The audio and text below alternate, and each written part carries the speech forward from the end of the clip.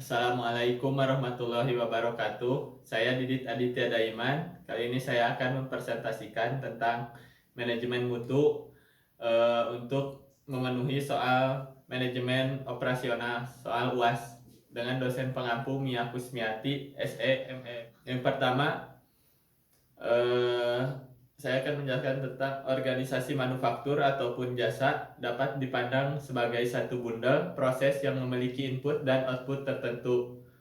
Output dari proses tersebut berupa barang dan jasa, dan input berupa manusia, mesin, material, teknologi, dan manajemen. Output barang atau jasa dari proses harus dengan standar tertinggi, yaitu kualitas output atau jasa, sehingga penerima atau pelanggan puas. Kualitas dapat didefinisikan sebagai keseluruhan fitur dan karakteristik produk atau layanan yang mendukung kemampuannya untuk memuaskan pelanggan. Perkembangan yang penting. Yang pertama, tahap 1 yaitu inspeksi. Yang kedua, ada tahap 2 yaitu kontrol kualitas. Dan yang ketiga, tahap 3 jaminan kualitas. Dan yang berikutnya ada tahap 4 yaitu manajemen kualitas. Pencapaian mutu ada dua. Yang pertama ada kualitas desain, yang kedua ada kualitas kesesuaian. Berikutnya pengendalian mutu. Kontrol kualitas adalah mekanisme di mana produk dibuat untuk mengukur hingga spesifikasi yang ditentukan dari permintaan pelanggan dan diubah menjadi persyaratan teknik dan manufaktur. Kontrol kualitas ilmiah mengenali 3 fungsi berbeda. Yang pertama ada penerimaan, yang kedua ada fungsi pencegahan, dan yang ketiga ada fungsi jaminan. Berikutnya melaksanakan kontrol atau kualitas area dasar untuk kontrol.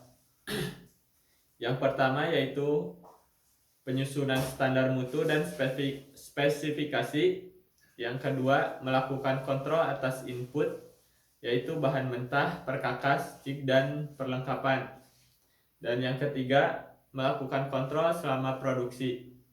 Yang keempat, pemeriksaan sebelum pengiriman barang ke pelanggan. Berikutnya yang kelima, yaitu tindakan pencegahan terhadap mereka yang dinyatakan bersalah melakukan malapraktek. Mutu dan pemeriksaan berkaitan erat, namun berbeda sehubungan dengan yang pertama ada quality control, bertujuan untuk menghasilkan produk. Yang kedua, quality control menentukan penyebab variasi karakteristik produk. Yang ketiga, quality control menentukan apa, kapan, dan seberapa banyak yang akan diperiksa. Jenis inspeksi terdiri dari dua jenis. Yang pertama ada inspeksi persen, dan yang kedua ada inspeksi pengambilan sampel.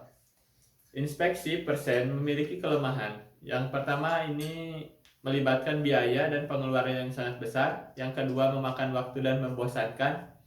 Yang ketiga tidak cocok untuk barang yang kesesuaian dengan spesifikasi kualitasnya. Yang keempat, pemeriksaan persen juga tidak mudah. Pilihan antara inspeksi persen dan inspeksi pengambilan sampel bergantung pada faktor-faktor berikut. Yang pertama, biaya inspeksi versus biaya kegagalan. Yang kedua, sifat infeksi. Yang ketiga, ukuran lot. Yang keempat, proses manufaktur. Yang kelima, tahap inspeksi. Yang keenam, kepentingan fungsional item. Yang ketujuh, tahap pengembangan. 8, hasil inspeksi pengambilan sampel. 9, pemeriksaan ulang lot terpisah. 10, peringkat kualitas vendor. 11, inspeksi dilakukan sebagai pemeriksaan moral pada inspektur panggung atau inspektur lini. 12, toleransi alami versus toleransi desain. Yang 13, praktik bijak industri. Berikutnya rencana sampling. Yang pertama rencana pengambilan sampel tunggal, yang kedua rencana pengambilan sampel ganda, yang ketiga rencana pengambilan sampel berganda.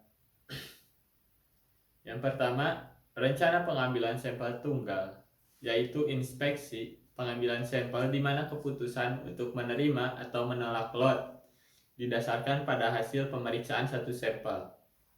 Yang kedua, rencana pengambilan sampel ganda, yaitu pengambilan sampel di mana keputusan untuk menerima atau menolak didasarkan pada hasil pemeriksaan paling banyak 2 sampel. Yang ketiga, rencana pengambilan sampel berganda, yaitu jenis inspeksi pengambilan sampel di mana keputusan untuk menerima atau menolak didasarkan pada pemeriksaan kemungkinan lebih dari 2 sampel. Berikutnya, manajemen kualitas total. Cara mengelola proses bisnis di setiap tahap secara internal atau eksternal untuk memastikan kepuasan pelanggan sepenuhnya.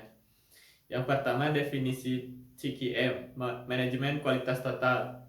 Euro and Barnard 1993 mendefinisikan sebagai sistem perbaikan berkelanjutan yang menerapkan manajemen partisipasi dan berpusat pada kebutuhan pelanggan. Yang kedua, prinsip CQM. Yang pertama, fokus pada pelanggan. Yang kedua, peningkatan kualitas secara berkelanjutan. Yang ketiga, ada manfaat dari CQM. Yang pertama, kepuasan pelanggan lebih besar. Yang kedua, biaya lebih besar.